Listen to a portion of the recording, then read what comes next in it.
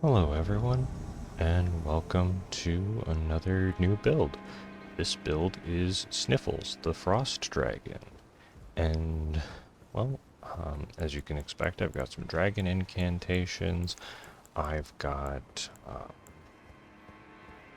my trademark Stormblade Longsword. I've got some other spells like Projection, Catch Flame. This is a rune level 40 build, so I'm using America's Source Seal to boost up my Faith and Arcane as well as the Frog Helmet, and that way I can cast all the stuff. My melee damage is not amazing. It's not terrible, but a lot of the damage from this build comes from the incantations. And this is just a pretty honest Stormveil invasion to start things off. If I remember correctly, this particular Phantom with his power stance thrusting swords is a little bit overleveled. It's very easy to run into and common to run into overleveled Phantoms at rune level 40. As you can see, the crit is just really nice off of that, and as a wake up, he hits me out of it, but I do have the Dragon Ice and Borealis's Mist. The Rot Breath is just overused. I think the Burst from Frost is a little bit better sometimes. Yeah, that's pretty overleveled. But this is still just a really fun build with a lot of good burst damage. As you can see, I've got parry tools, I've got Dragon Claw for hyper armor and burst damage, and I've got the ice breath spells for ranged burst. Yeah, this is just and even though I have the Source Seal, I think they have an unupgraded whip or don't have the requirements for it, because I was doing very little damage. But I don't take that horrible of damage. Like, I have almost no physical resistance, and as you can see, Double Dragon Claw is pretty fantastic for burst. And the idea was of why I wanted the Frost Dragon. As I said, I think the burst is a little bit better, is that when I'm dealing with overleveled Phantoms at this level, the extra is going to do better. And as you can see, Borealis's Mist is amazing for ladders. You can feel bad for that Phantom because they got summoned in as a random to a I believe this is a Festival of War gank, because the host, like, there's not any enemies here, and a lot of the doors are just closed, because there should be Red Mane Knights here if it's not the Festival of War. And as you can see, the host is about to make a very big mistake, because that ladder goes up enough height that it is a entirely lethal fall.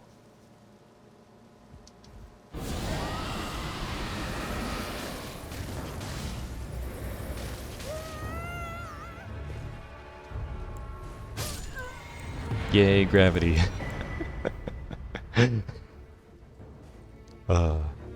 Yeah, so this is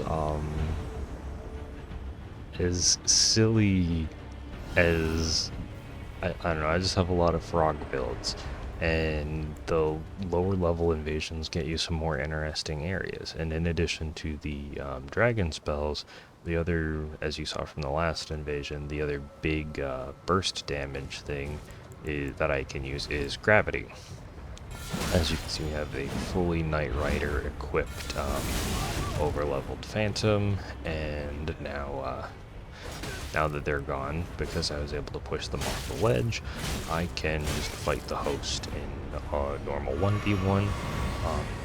I think as this build had progressed, I was experimenting with damage on whether I want a poison longsword or a sacred or a fire longsword, because the poison damage is better against overlevels because I'm not going to like burst them down very well. Oh, and another huge thing of area control is I have Black Flame Tornado on a short spear, and this is just, again, really good for high health phantoms and enemies and bosses. And watch Moongrim come in here. Boom. Moongrim is meaner than any invader that you know. He has insane parry timing, and you saw how brutal that backstab was. Now, here is another over-leveled phantom, except with Vikes War Spear, which is always difficult, but it seems that now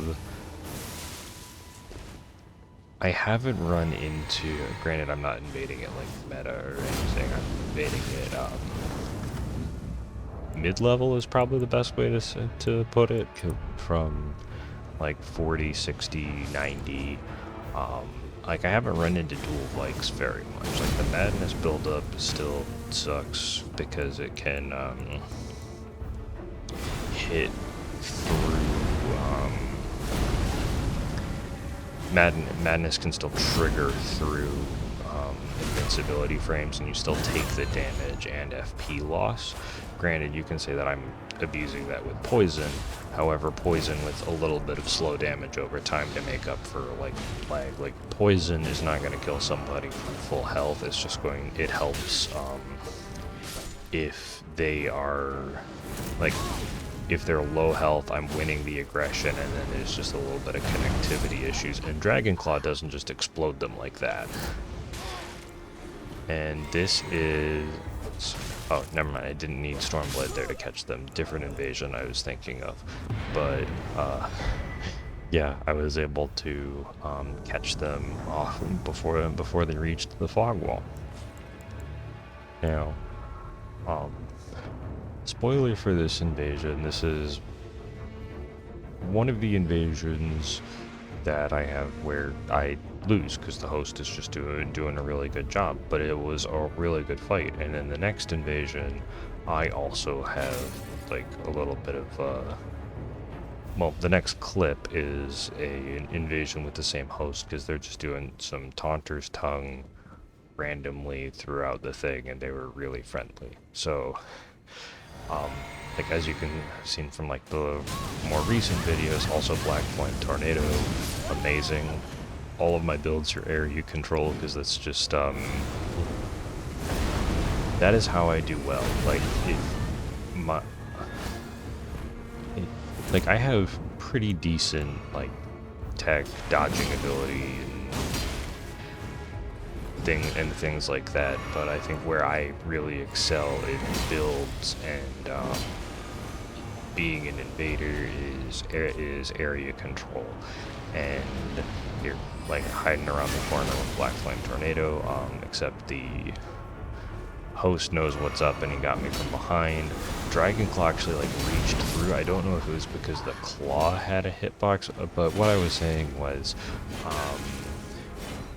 I really enjoy area control and playing the game and like having a lot of tools and being what I would say like more unpredictable. Like, I'm winning, like wanting to win the guessing games, but this guy, he just knows to stay in my face and swing his sword and not like, and to heal at good times. Like, this was a really fun fight.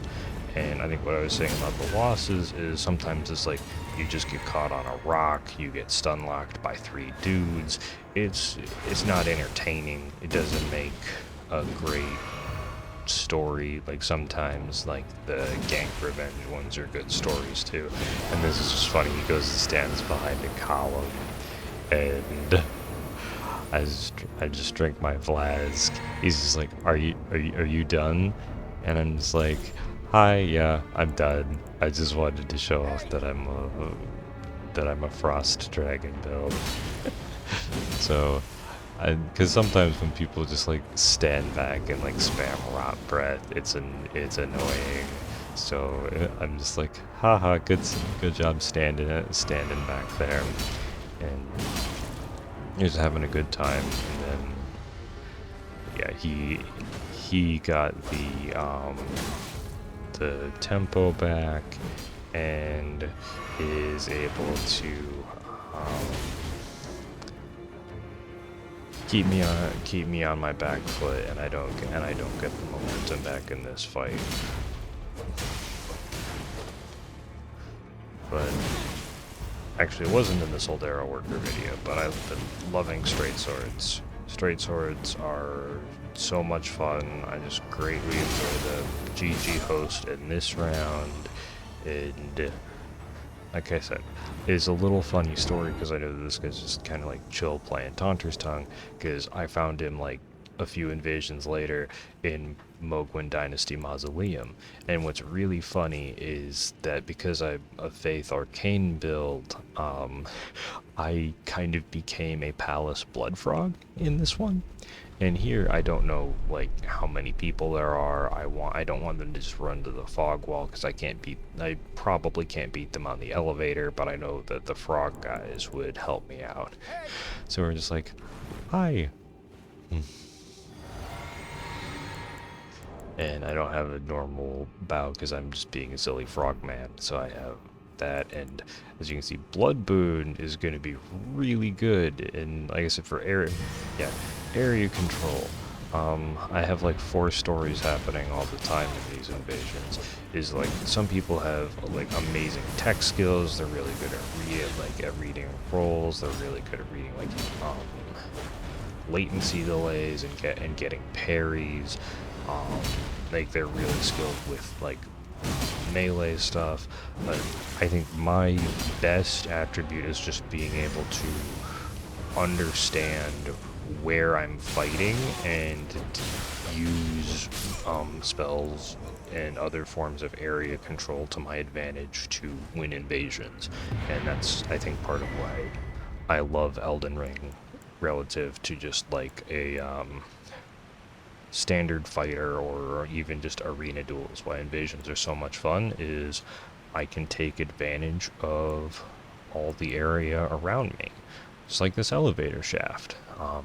And this is a final clip, so I hope you all are enjoying all of the wide assortment of random builds, and I hope you all have an absolutely wonderful and fantastic day, and are not as confused as I am at why the host took so long to die in that elevator. See ya.